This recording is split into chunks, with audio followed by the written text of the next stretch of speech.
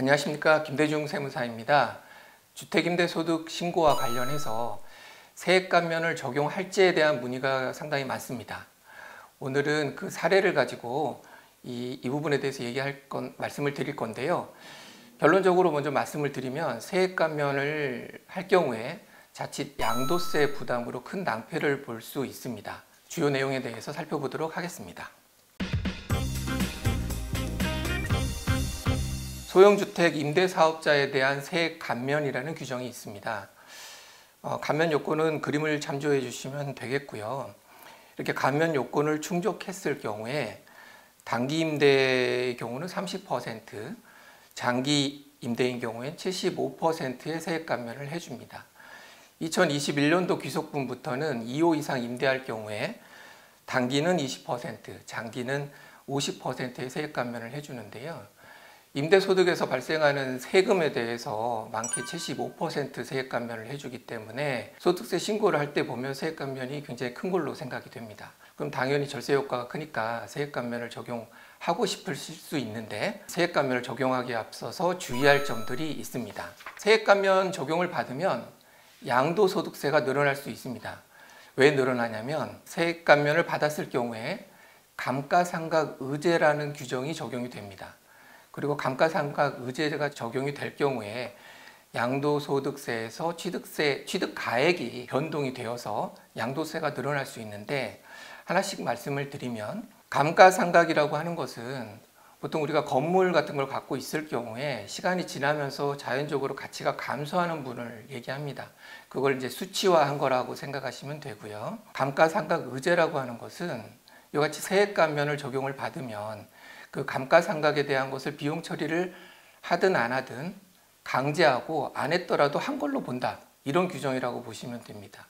그럼 얼마큼 하느냐, 건물가액에 대해서 내용연수로 나눠 가지고 감면한 기간만큼을 곱해서 감가상각비를 계산하는데, 예를 들어서 건물가액이 4억 정도 된다, 그리고 아파트 같은 철근 콘크리트 구조다, 이렇게 했을 경우에 내용연수가 40년이 적용이 되는데, 그럼 1년에 1,000만 원 정도씩 감가상각이 되는 거고, 만약 감면 기간이 8년이다 그러면 8,000만 원이 감가상각이 된다, 이렇게 규정하는 겁니다. 그리고 양도소득세를 계산할 때 감가상각비를 취득가액에서 차감한다 라는 규정이 있어서 이렇게 계산된 가령 8,000만 원의 감가상각비를 취득가액에서 공제하니까 결과적으로는 양도차익이 늘어서 양도세가 늘어나는 효과가 생깁니다.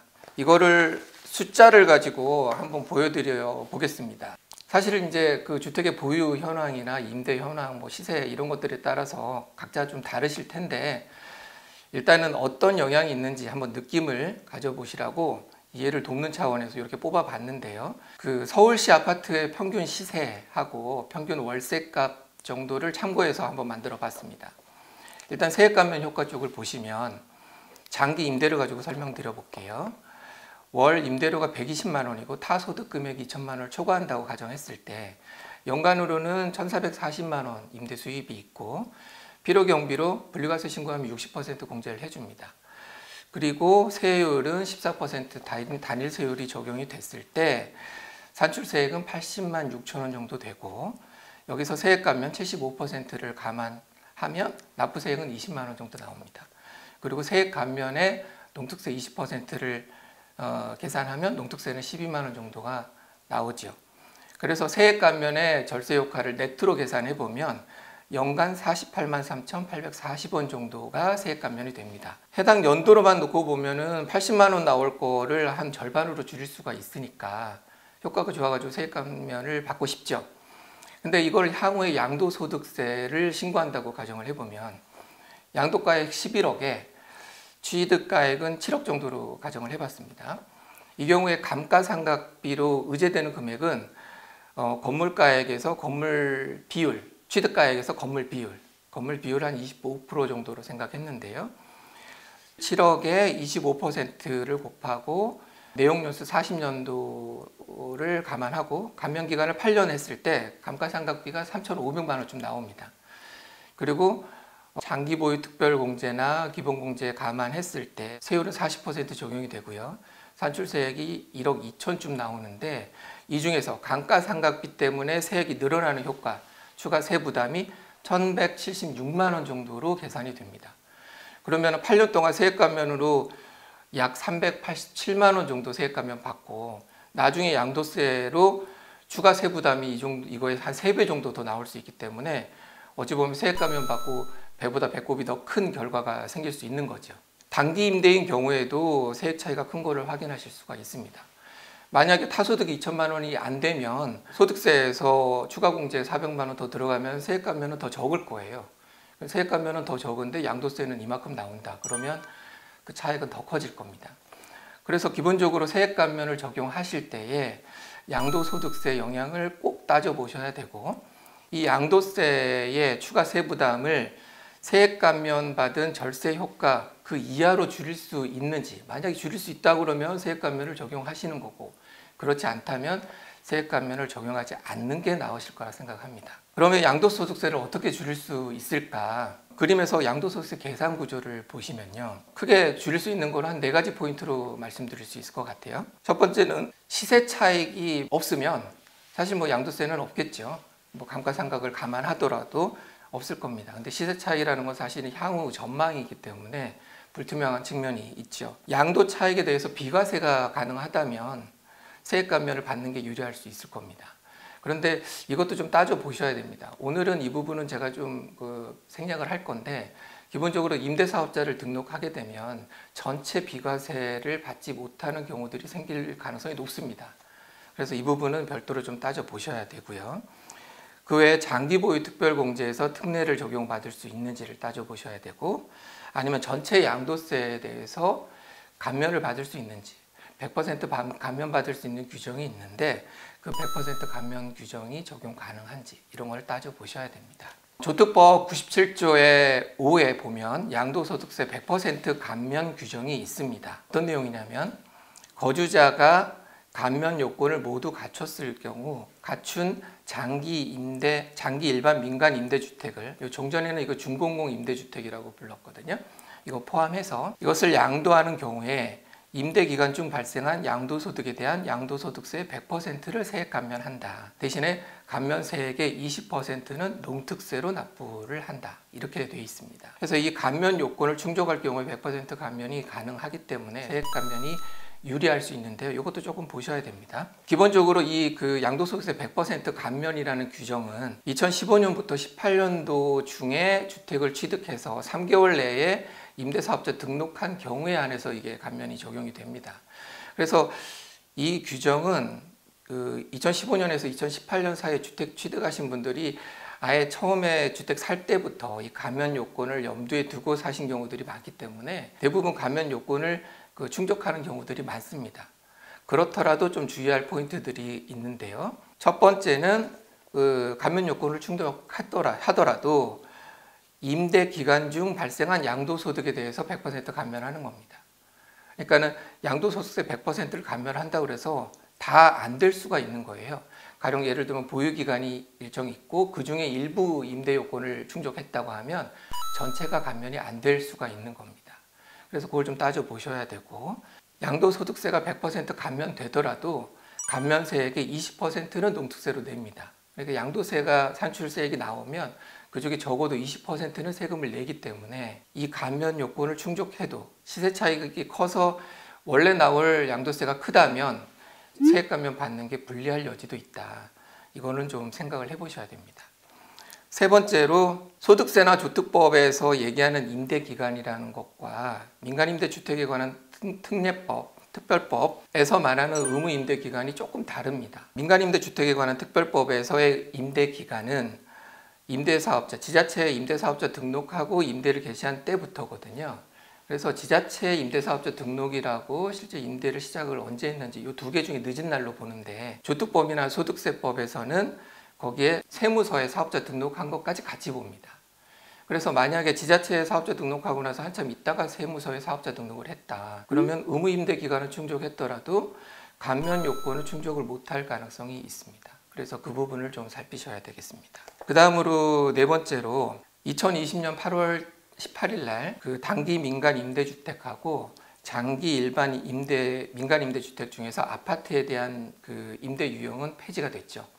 그래서 이렇게 폐지가 된 임대 유형에 대해서는 의무 임대 기간이 끝나면은 자동으로 등록이 말소되게 돼 있습니다. 그래서 아파트 같은 경우에 8년짜리 임대주택으로 등록을 해놓고 나서 자동 말소돼 버리면 처음에 취득했을 때에는 감면 요건을 충족하려고 등록을 하셨겠지만 결과적으로는 감면 요건을 충족이 안 될 여지가 있습니다. 그래서 이 부분은 주의하셔야 됩니다. 2015년도에서 18년 사이를 보시면 과거에 장기 임대주택의 의무 임대 기간이 좀 변동이 있었는데요. 2015년 12월 28일 이전에 임대 등록을 했다 그러면 아마 아파트더라도 10년 의무 임대 기간인 게 있을 겁니다. 그 경우에는 감면 요건을 충족할 여지가 있을 거고, 그 이후에 임대 등록한 아파트의 경우에는 의무 임대 기간이 8년일 거기 때문에 감면 요건을 충족하지 못할 가능성도 있으니까 아파트에 대해서는 주의를 하실 필요가 있겠다 생각이 됩니다.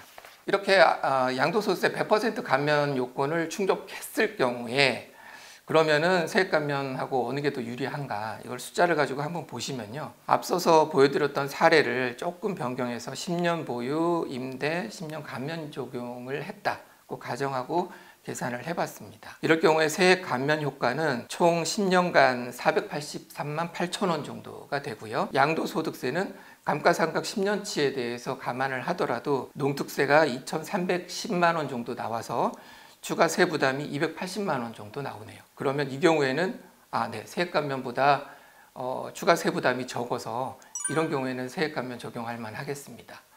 하지만 타소득이 없어서 공제 금액이 추가가 400만 원이 된다. 이런 경우에는 감면 요건, 감면되는 그 절세 효과가 떨어질 거고, 또는 양도소득세 계산할 때 시세 차익이 크면은 추가 세부담이 더 커질 거니까 이거는 케이스 바이 케이스로 한번 따져 보시고 결정하시는 게 좋겠습니다.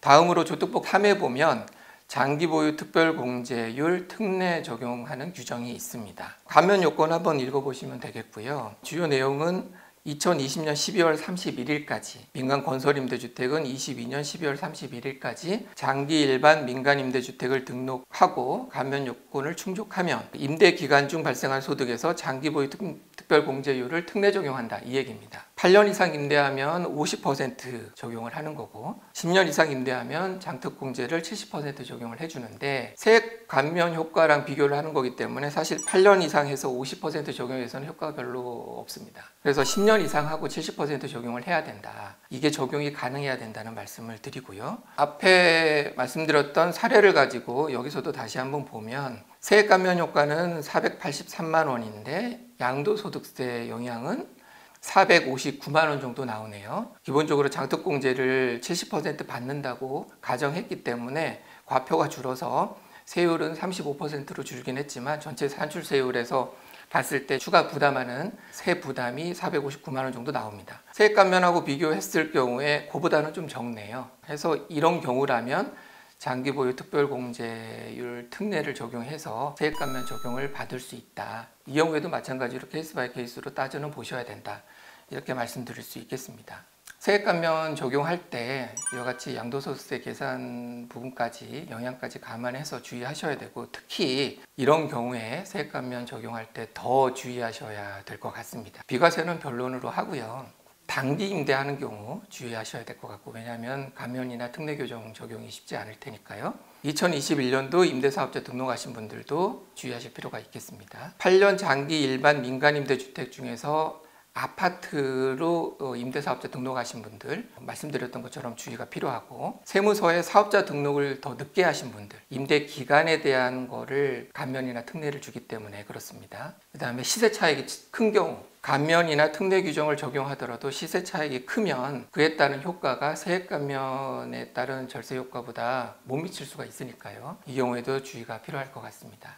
지금까지 그 세액 감면 적용 시의 주의사항에 대해서 정리를 해보았습니다. 시청해 주셔서 감사합니다.